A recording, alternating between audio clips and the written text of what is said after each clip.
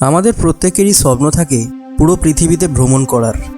যোগাযোগ ব্যবস্থার উন্নয়নের ফলে পৃথিবীর এক প্রান্ত থেকে অন্য প্রান্তে যাতায়াত করাটা এখন ভীষণই সহজ হয়ে গেছে। কিন্তু আমাদের পৃথিবীতে আজও কিছু এমন জায়গা আছে যেসব জায়গাকে আপনি কখনোই নিজের চোখে দেখতে পারবেন না। আজকের এই ভিডিওতে আপনি পৃথিবীর কিছু এমন প্রান্তের ব্যাপারে জানতে চলেছেন যেখানে কেউ কখনোই যেতে পারবে না।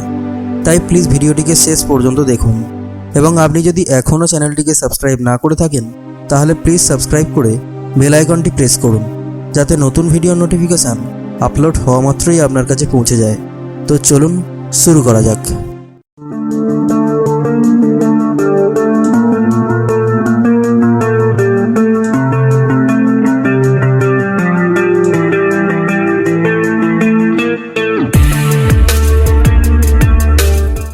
Number 1, কিমাডা Grande island. ব্রাজিলের সাও পাওলো উপকূল থেকে 90 কিলোমিটার দূরে অবস্থিত এই দ্বীপটি মূলত সাপের অভয়ারণ্য। 4.5 বর্গ কিলোমিটার আয়তনের এই দ্বীপটিতে প্রায় 1000টি প্রজাতির সাপ রয়েছে। এই দ্বীপের চারিদিকে শুধু সাপ আর সাপ। এই দ্বীপের সবচেয়ে ভয়ঙ্কর সাপ হলো গোল্ডেন ল্যান্সহেড। এই সাপের কামড়ের সাথে সাথে অত্যন্ত যন্ত্রণাদায়ক মৃত্যুর প্রক্রিয়া শুরু হয়ে যায়। এই সাপের বিষ অন্যান্য বিষধর সাপেদের বিষের থেকে 5 গুণ বেশি শক্তিশালী। এই দ্বীপে মানুষের প্রবেশ সম্পূর্ণরূপে নিষিদ্ধ ঘোষণা করেছে ব্রাজিল সরকার। Number 2, Gruinard island. 1942 সালে ব্রিটিশ সরকার জীবাণু অস্ত্র পরীক্ষার জন্য দ্বীপটি স্কটল্যান্ডের কাছ থেকে কিনে নেয়। সাইবেরিয়ান প্লেগ রোগের একটি পরীক্ষা চালানোর সময় পুরো দ্বীপটিতে জীবাণু ছড়িয়ে পড়ে, তাই দ্বীপের প্রায় 95% প্রাণী মারা যায়। 1980 সাল পর্যন্ত গুইনার্ড দ্বীপ পৃথিবীর সবচেয়ে ঝুঁকিপূর্ণ স্থানগুলোর তালিকায় একেবারে শীর্ষে ছিল। 1986 সাল থেকে বিজ্ঞানীরা দ্বীপটি জীবাণুমুক্ত করার প্রক্রিয়া শুরু করেন। 1990 সালে দ্বীপটিকে ব্রিটিশ সরকার নিরাপদ ঘোষণা করলেও আজও কেউই এই দ্বীপটিতে ভ্রমণের জন্য যেতে চায় না। গবেষকদের ধারণা, গুইনার্ড দ্বীপে সাইবেরিয়ান প্লেগ রোগের জীবাণু এখনও ছড়িয়ে রয়েছে। Number 3, সার্জি island. 1963 সালে নর্থ আটলান্টিক সাগরে আগ্নেয়গিরির অগ্নুৎপাতের ফলে এই দ্বীপটি তৈরি হয়েছে। আইসল্যান্ডের অন্তর্ভুক্ত এই দ্বীপের ভূমি পৃথিবীর সবচেয়ে নবীনতম ভূমি হিসেবে বিবেচিত। আইসল্যান্ড তার কঠোর পরিবেশ আইনের জন্য বিখ্যাত।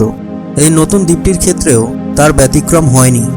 সার্জি দ্বীপের আয়তন মাত্র 1 বর্গ কিলোমিটার।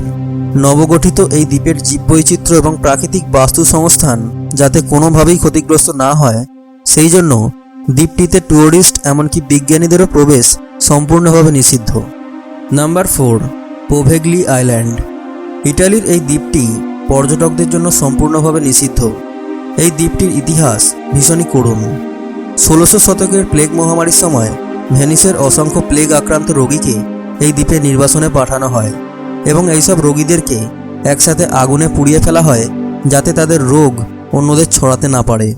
এই দ্বীপটি তখন থেকে গেটস অফ হেল বা নরকের দরজা নামে পরিচিত হয়, আর তখন থেকেই এই দ্বীপে কেউই যেতে চায় না।